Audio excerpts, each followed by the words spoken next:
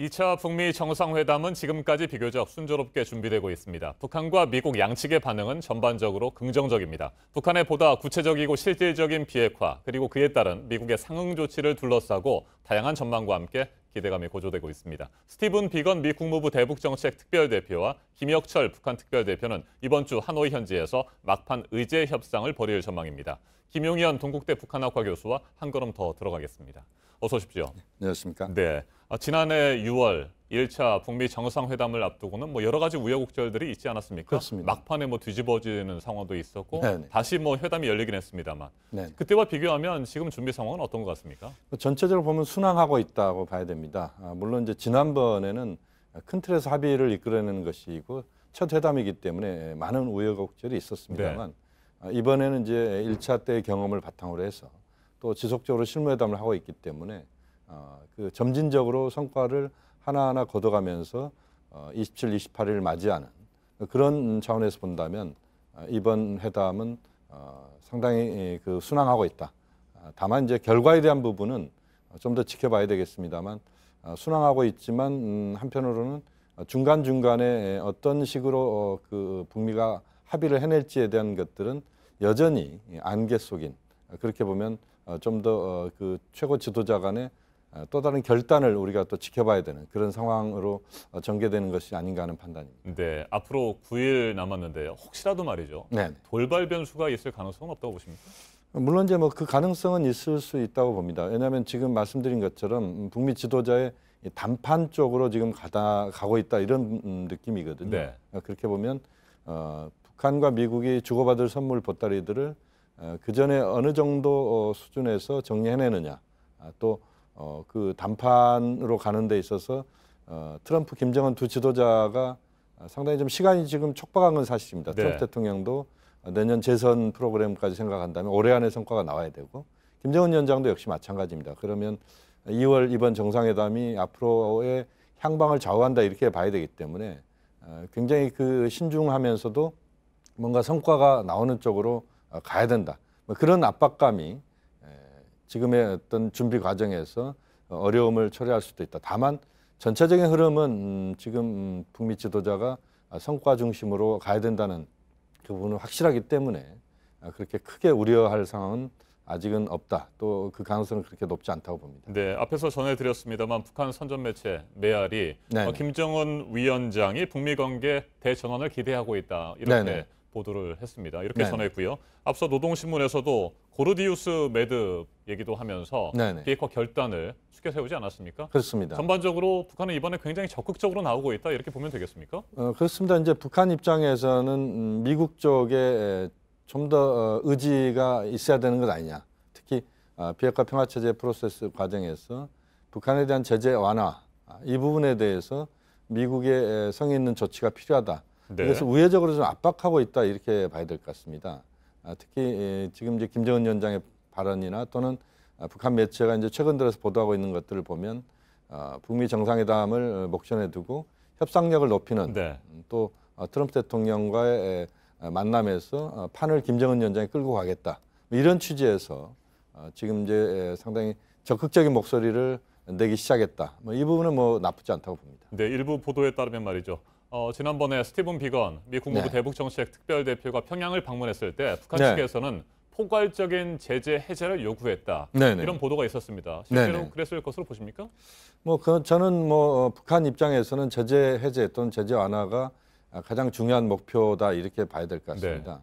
그러니까 이번 제2차 북미 정상회담에서 북한이 요구하고 있는 것은 가장 중요한 것은 이제 제재 해제, 물론 이제 제재 해제까지 가지는 않을 거라고 봅니다만 제재 완화에 해당되는 유예 조치들을 북한은 요구할 것이고, 그다음에 이제 종전선언에 버금가는 불가침과 관련된 협의를 이번에 그 공동 그 선언 또는 합의문에 집어넣기를 기대할 가능성이 높습니다. 네. 또 북미 간의 상호 연락사무소 개설 문제랄지 이렇게 보면 역시 북한은 최대한 이번 정상회담에서 미국으로부터 얻어내겠다. 그동안 북한은 많은 조치를 했다고 자신들은 이제 이야기를 하고 네. 있기 때문에 그 조치에 상응하는 미국의 선물 보따리는 나와야 된다.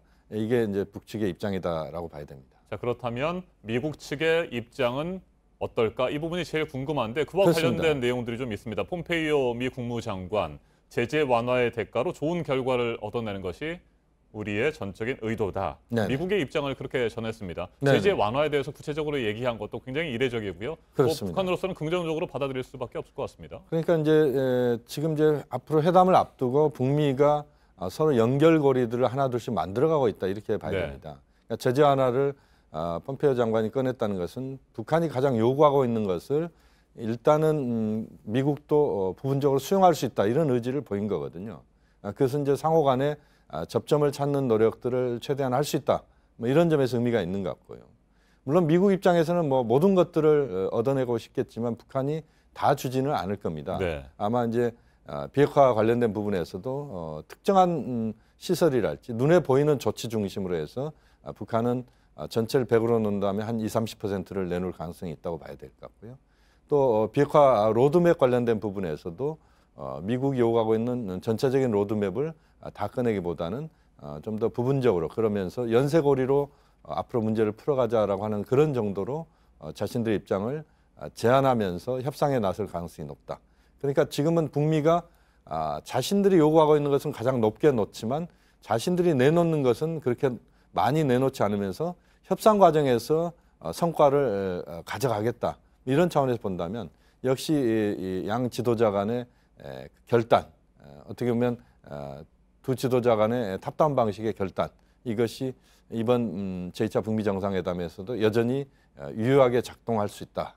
그렇게 봐야 될 것 같습니다. 네, 스티븐 비건 대표가 평양을 방문했을 때 미국 측에서는 영변 핵시설의 폐기와 신고 검증을 요구했다고 하는데 네네. 이 부분은 그러면 뭐 상당히 받아들여질 것으로 예상하고 있을까요? 그러니까 영변 핵시설이라고 하는 것 자체가 수백 개의 시설의 조합품이다라고 보시면 네. 됩니다. 그렇기 때문에 그 모든 것들을 북한이 한꺼번에 다 폐기하겠다.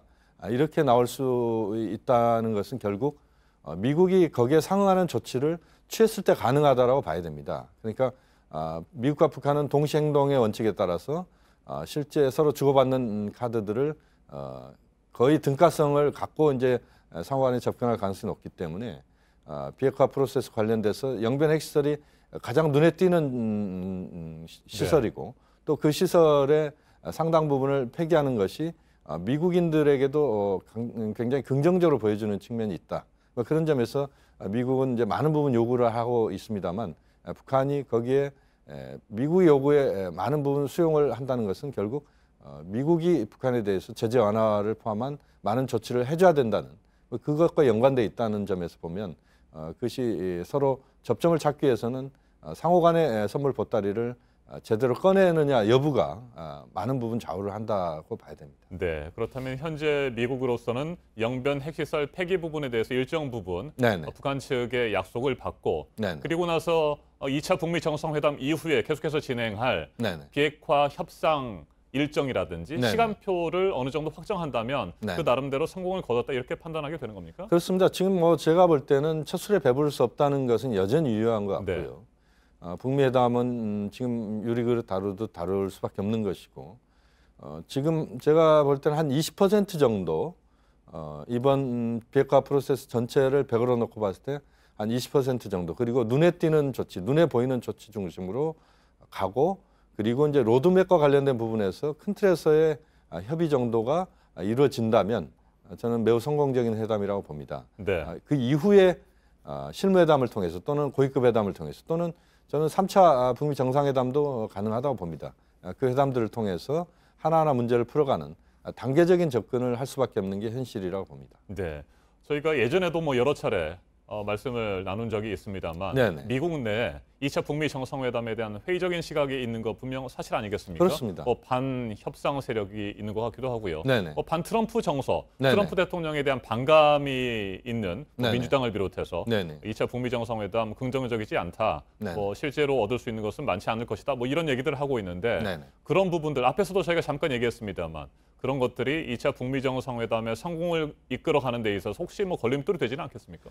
그건 역설적으로 말씀드리면 이번 제2차 북미 정상회담에서 눈에 보이는 성과가 나와야 미국의 보수 여론을 하나 둘씩 잠재워갈 수 있다고 봅니다. 네. 그만큼 이제 성과가 나와야 되고 트럼프 대통령은 그 성과에 대해서 너무 큰 기대를 하지 않아야 된다 이런 식의 지금 발언을 하고 있습니다. 그것은 결국 미국 내 여론, 보수 여론을 지금 매우 의식하고 있다 이렇게 봐야 되기 때문에 어쨌든 지금은 북미 간의 눈에 보이는 가시적 성과를 이번에 내놔야 된다. 물론 뭐 그것을 전체를 가져올 수는 없습니다만 서로 눈에 보이는 조치들을 통해서 미국 내 여론 또 북한 내부의 주민들에 대한 김정은 위원장의 여러 가지 할 수 있는 언급들 이런 것들을 가능할 수 있는 뭐 그렇게 보면 조치 지금 상황에서는 눈에 보이는 성과가 얼마만큼 나오느냐 이것이 많은 부분 앞으로의 협상을 좌우할 수도 있다라고 봅니다. 알겠습니다. 여기까지 듣겠습니다. 김용현 교수님 말씀 잘 들었습니다.